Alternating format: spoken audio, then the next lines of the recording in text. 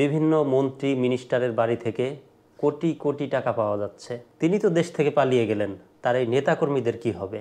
স্বৈরাচারী শেখ হাসিনা দেশ ত্যাগের সময় বা দেশ থেকে পালিয়ে যাওয়ার সময় তিনি তার কোনো নেতাকর্মীদেরকে জানানোর সুযোগ পান নাই বা জানান নাই যে তিনি দেশ ত্যাগ করছেন। সেজন্য কিন্তু তার যত নেতাকর্মী ছিল, ছাত্রলীগ, যুবলীগ, এই লীগ, সেই লীগ, কোটা লীগ, মানে এত লীগ আমি বলতেও পারবো না যে বাংলাদেশে কতগুলো লীগ আছে। তো এইসব লীগের লোকজন শেখ হাসিনার উপরে প্রচণ্ড ক্ষিপ্ত এবং এক ধরনের রাগই করেছেন।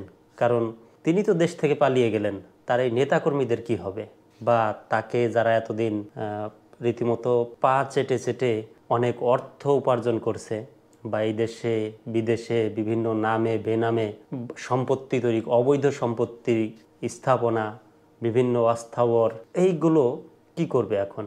তারা এখন চরম বিপদে। যদি একটা ওয়ার্নিংও পেত তাহলে কিছুটা হলেও কিছু একটা তারা এদিক সেদিক করতে পারতো, যে কিছু অন্তত সেখান থেকে এতদিন চুরি চামারি করে যা অর্জন করছে সেই অর্জনের কিছু অংশ তারা ভোগ করতে পারত। এখন যে অবস্থা হয়েছে, তারা না পারতেছে দেশের বাইরে যেতে, না পারতেছে দেশে থাকতে, না পারছে জনগণের সামনে আসতে।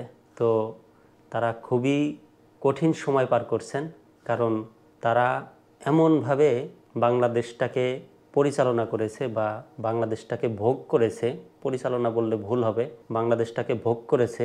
এই ভোগের কারণে তাদের এখন মাসুল দেওয়ারও কোনো জায়গা নাই। তারা যে মাসুল দিবে সেই জায়গাটা পর্যন্ত রাখে নাই। বিভিন্ন মন্ত্রী মিনিস্টারের বাড়ি থেকে কোটি কোটি টাকা পাওয়া যাচ্ছে। সেনাবাহিনীর সদস্যরা কোটি কোটি টাকা উদ্ধার করছে।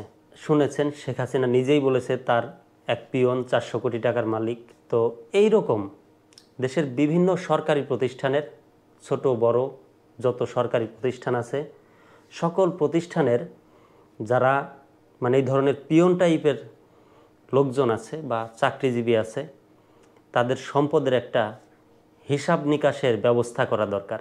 সেনাবাহিনী যদি এই কাজটা করে, আমার মনে হয় তাহলে দেশে যে অর্থনৈতিক যে সংকট আছে, এই সংকটটা আমার মনে হয় যে কিছুটা হলেও, বিদেশ থেকে ডক্টর ইউনূসের বিদেশে লিঙ্ক ভালো, যোগাযোগ আছে, সেটা ঠিক আছে, বাইরে থেকে ডলার বা অর্থ ঋণ নিতে পারে অল্প সুদে, কিন্তু দেশের অর্থের কি হবে?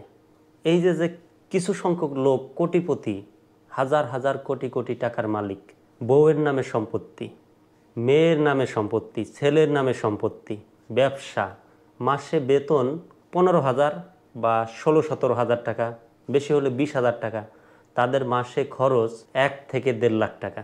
বড় বড় ইউনিভার্সিটিতে তাদের ছেলে মেয়ে পড়ে। আর সবচেয়ে বড় কথা হচ্ছে, কিছু লোক আছে যারা আওয়ামী লীগের সাথে থেকে, আওয়ামী লীগের নেতা, আওয়ামী লীগের এমপিদের পা চেটে চেটে তারা বড় গলায় রাস্তাঘাটে চলাফেরা করছে, তারা এখন বিএনপিতে যোগ দেওয়ার চেষ্টা করছে।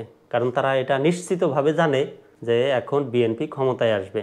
কেউ কেউ তো ছাত্রলীগে, আমার পরিচিত এমনও লোক আছে যারা কিনা ছাত্রলীগের সাথে যোগ দিয়ে বিএনপির মিছিলে হামলা করেছে, বিএনপির ছাত্র দলের অনেক নেতাকর্মীদেরকে হেনস্থা করেছে, মারপিট করেছে, লাঠি সোটা বিভিন্নভাবে।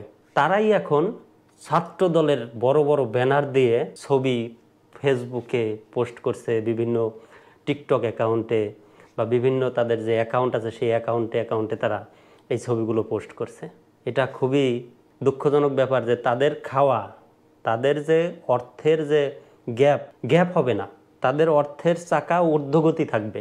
কারণ ওই যে তারা আওয়ামী লীগের পা চাটছে, এমপির পা চেটে, এমপির ভাইয়ের পা চেটে, বড় বড় আওয়ামী লীগ নেতাকর্মীদের, ছাত্রলীগের পা চেটে চেটে অর্থ উপার্জন করছে। এখন তারা বিএনপির পা চাটবে, পা চেটে চেটে তারা আবার তাদের অর্থের চাকা ঠিক রাখবে। তো আমি আহ্বান জানাবো সেনা সদস্যদের, তাদের দায়িত্বে এসব যত সরকারি প্রতিষ্ঠান আছে ছোট বড়, এসব সরকারি প্রতিষ্ঠানের একবারে না হোক, ধীরে ধীরে আস্তে আস্তে তাদের সম্পদের হিসাব নেওয়া হোক। কারণ সমাজের অল্প সংখ্যক মানুষ ভালো খায়, ভালো চলে, ভালো পড়ে, কিন্তু বেশিরভাগ মানুষ ভালো নাই, ভালো খাইতে পারে না, ভালো পড়তে পারে না, ভালো চলতে পারে না। তাদের ছেলে মেয়েকে দেখা যায় অল্প বয়সে কাজ করতে হয়, পড়ালেখা করলেও বড় জোর এসএসসি বা 8-9 পর্যন্ত, তারপরে তাদেরকে কাজে দিয়ে দেয় বাধ্য হয়ে।